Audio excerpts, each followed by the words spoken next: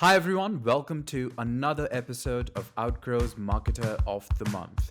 I'm your host, Dr. Saksham Sharda. I'm the creative director at outgrow.co, and for this month, we're going to interview Rytis Lauris, who is the co-founder and CEO of Omnichannel. Thanks for joining us, Rytis. Yeah, thanks for inviting. Great pleasure to be here. So, Rytis, we're going to start with a rapid fire round just to break the ice. You get 3 passes. In case you don't want to answer the question, you can just say pass, but try to keep your answers to one word or one sentence only, okay? Let's do it. All right, so the first one. At what age do you want to retire? I don't know yet. Not Okay, yet. so that's going to be a pass. How long does it take you to get ready in the mornings? Oh, 1.5 hour. It takes long. Okay. Most embarrassing moment of your life? Pass. Fill in the blank. An upcoming marketing trend is blank. Omnichannel. The city in which the best kiss of your life happened. Vilnius. Capital city Pick of one. Lithuania. Pick one. Mark Zuckerberg or Jack Dorsey. Zuckerberg. The first movie that comes to your mind when I say the word ambition. Gladiator. When did you last cry and why?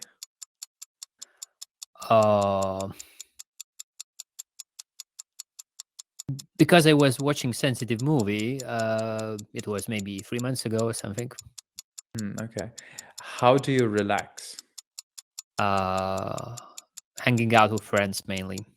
Meeting people I love and I like. A habit of yours that you hate. Procrastination. The most valuable skill you've learned in life. Dealing with people. And the last question is your favorite Netflix show. I don't have one. Okay. Well, so that was the end of the rapid fire round. You scored, I think, 7 on 10 because technically you had 3 passes. Let's go on to the bigger questions now. The first one is tell us what Omnisend is all about. Like, what are the pain points of marketers that you are trying to tackle with Omnisend? Yeah, so Omnisend is marketing automation platform tailored for those who do sell online for e-commerce businesses.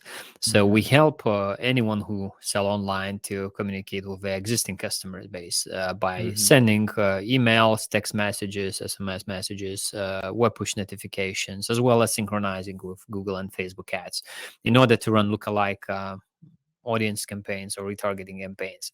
And it's all based on like data, and this is a very important part of our product and the offer we provide for the customer. So basically we do as a platform, you plug us into your existing online store. We do analyze a lot of your customer behavioral data, and based on that we help you to automate your campaigns, to run better segments, to run automated campaigns via those different channels which I have already named.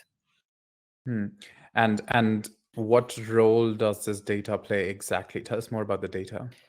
Yeah, so it's the best segmentation or the best personalization, which can happen is really when you analyze your customer behavior and based on their intent, on their habits, which they disclose for you, not by filling in any form, but by their actual behavior on your website, their purchase behavior, their browsing behavior, is that data which really helps you to make your marketing messages more relevant. And what do we mean by that? So basically, it's all segmentation, automation, and personalization made in that way instead of just replacing dear customer with your name, which is not a real personalization. So it's based on that. If Saksham is browsing our online store and I am an online store owner, and I do identify that you're interested in that specific group of products, and I have your permission to communicate with you, and Omnisend in this case, or other tool, triggers the automated campaign with a content which is relevant to your interest, which you just disclosed by browsing that specific category. So that campaign will be way more effective in comparison of me making a decision that I want to promote you something if I'm a marketer. So that's where data really helps to make more effective and more relevant marketing. Could you give us like a practical example or case study of someone using Omnisend in this way, some company or like someone our audience can associate with? Yeah, absolutely. So we are mainly serving like small and medium sized businesses. Among them, we do have companies like Lego, Samsung, or Unilever, which are not small. But in this case, I would like to share probably the Toak chocolate, which is a really great story of craft and luxury chocolate. And they were in business for already 12 years, and they were mainly producing like really luxury quality, good quality, great quality chocolate bars and selling them on fine food stores offline. But when the COVID kicked in, they were made forced to start more digital presence and restart their D2C business. And they chose Omnisend as their partner for doing retention marketing, email marketing, and SMS marketing. And with in their example, so where they started with automating their email campaigns. So, and instead of sending one welcome email, they started sending 4 welcome emails. And for them, email sequence, which is automated sequence, yeah. So the person just signs up for your newsletter. This sequence of welcome emails is generating them. They have kind of a really great. Just let me find some. Yeah, so 47% of open rate, which is amazing, and 18%, which is even more important, 18% of conversion rate. So that's a great example. Mhm. And after seeing this initial success of, let's say, fixing their email sequence, we start automating more and more, like post-purchase automations, abundant cart reminders, customer reactivation automations, which basically after a certain time, if customer is not visiting your website and not purchasing from you, the automated campaign is being started. So now for Toak Chocolate, automated emails generate around 39% of their revenue coming from email, and it only is being assigned of 2% of their email traffic. So you can imagine how much more relevant the content is, and from way better engagement because the customers are waiting for such messages because they are way more relevant for them. So like 2% of the traffic, 39% of revenue coming from email. So that's a great example of you having a lot of great automations in place, reflecting your business, of course. As let's say in this case, they have a very unique story of the company, of the business. They sell a very unique product. They never discount. They never do like Cyber Monday, Black Friday Mhm. campaigns, which are kind of those the season is really approaching us now. They never do any discounts, Mhm. but they base their business on stories and they tell those stories via automated campaigns. Mhm. And so in their case, you're saying it was primarily the pandemic that brought them to this fear. But what do you think, what tends to motivate an organization in general to go omnichannel? So it's kind of like two things. First one, I would say like in this case made them to go digital. It's first Mm. thing. So pandemic because like just brick and mortar stores were closed Mhm. globally. It's the first thing. Second thing is like omnichannel when they do understand that the single channel doesn't work anymore. And the third thing is really when you start working with your existing customer base more, because the acquisition cost may primarily, which are the cost for Facebook or Google ads, the price for those increased so much, like 2 to 2.5 times, depending on the country you're advertising at, in the past Mhm. couple of years. So it really makes you to think more about retaining your customers and to think more about lifetime value of a customer, because usually the first transaction which you get from the customer uh, is lost. So you have to retain those customers. And email, text messages, web push notifications are great channels to retain those customers. And of course, email is still the most effective channels from those, but augmenting them with text, SMS, MMS messages with web push notifications, it's what you have to do. So like directly to a question, I think the search of more customer retention channels is what really helps marketers to find new channels, and those channels are extremely effective, as email is And as well. and what makes a good incentive for the audience to click on the email? Like, how often should one be sending marketing emails in the first place? It really depends on your business, and there is no kind of one golden rule of how you should approach this question. So the rule of thumb, I would say, is as often as your customers are still willing to receive.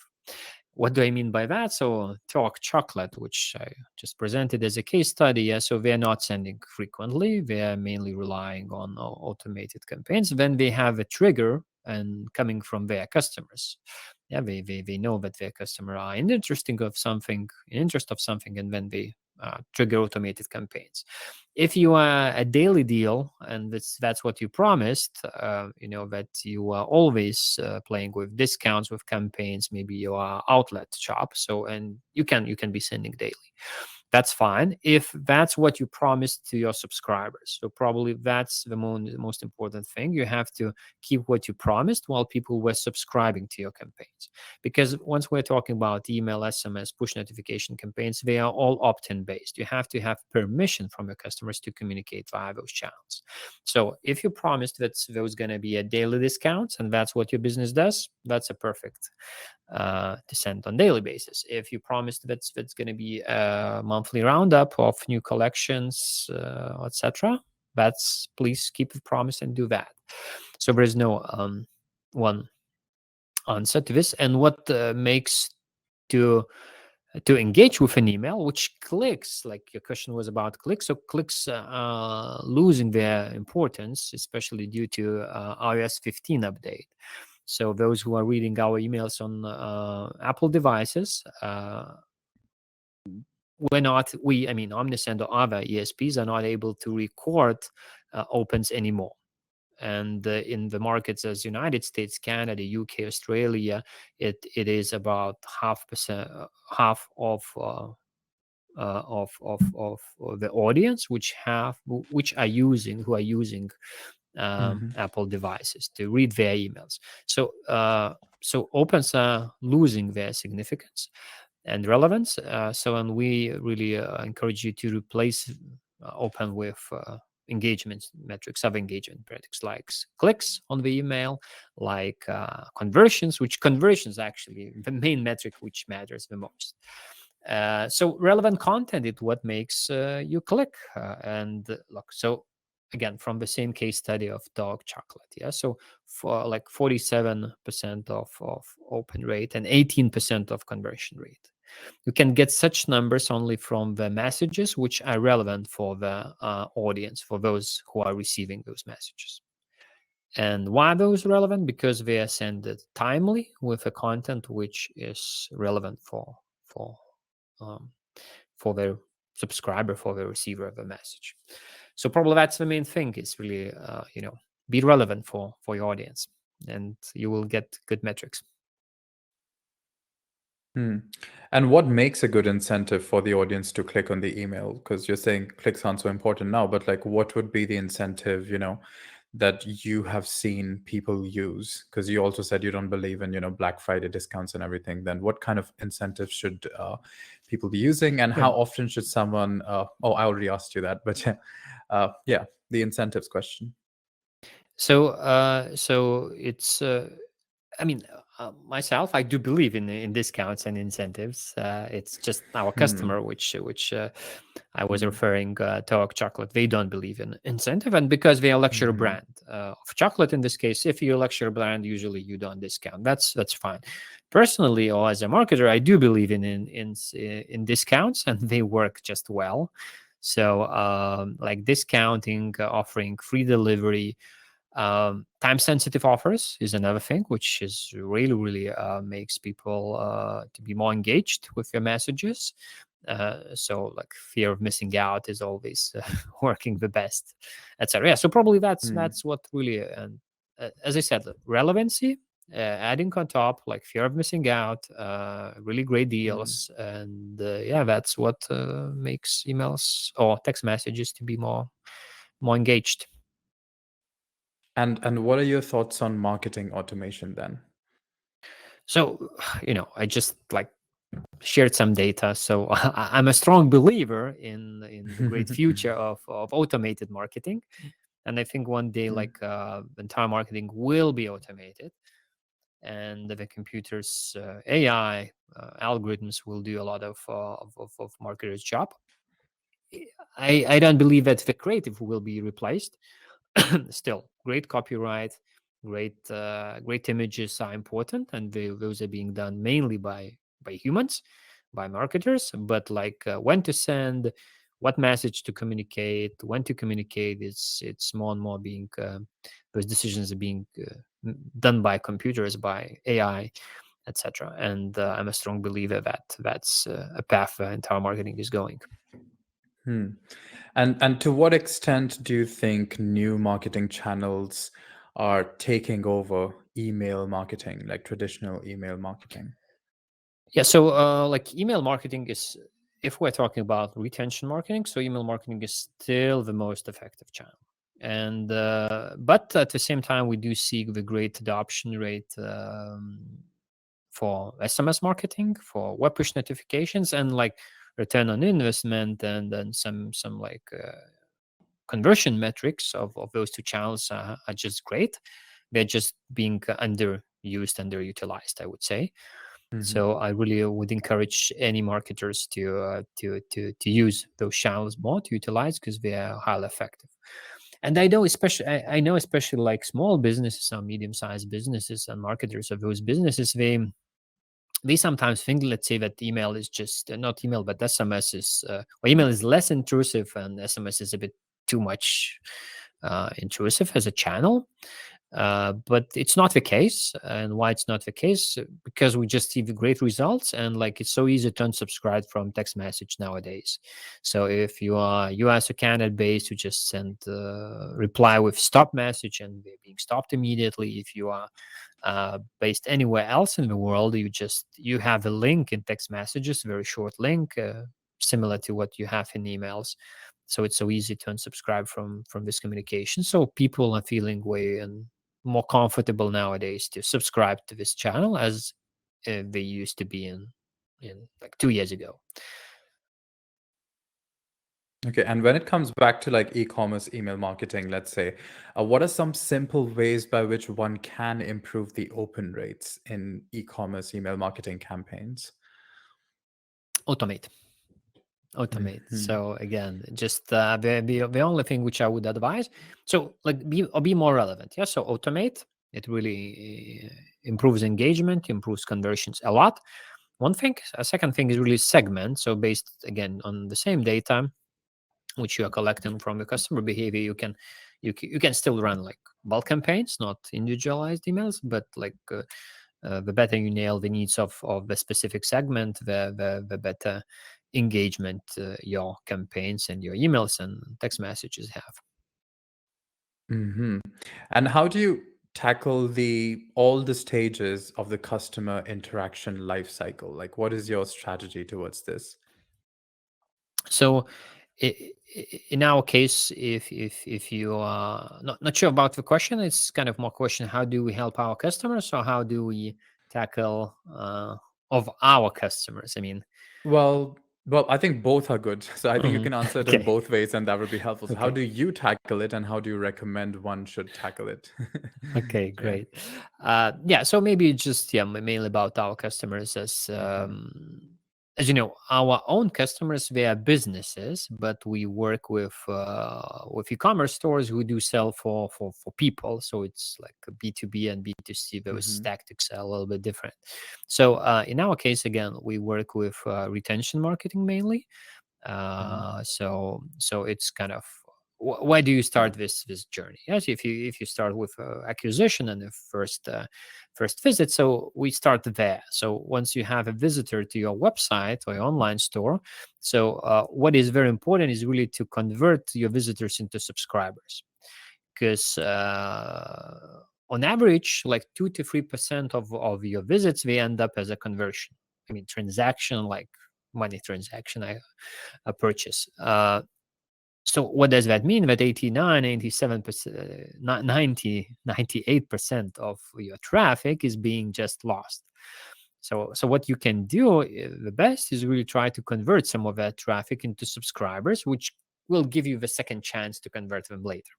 So really using tactics as like subscription forms, pop-ups, they're highly effective. And we start helping there. So really converting that traffic into subscribers. If someone is not purchasing from you now, give them a second chance to do that later. Give the incentive to subscribe. That's how you as a business will get the opportunity to retain those customers or to activate them.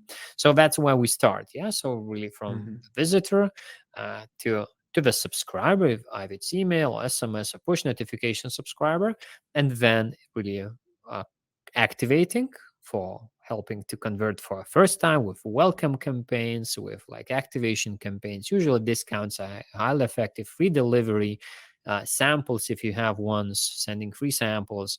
Those tactics are highly effective there, and then following by retention campaigns. Yeah, so cart abandonment campaigns, just bulk campaigns with your own content, etc. When it's post purchase campaigns, then you send like thank you for ordering, asking for review, generating user generated content as Mm-hmm. reviews in forms of reviews, evaluating your service, evaluating again like NPS score, etc.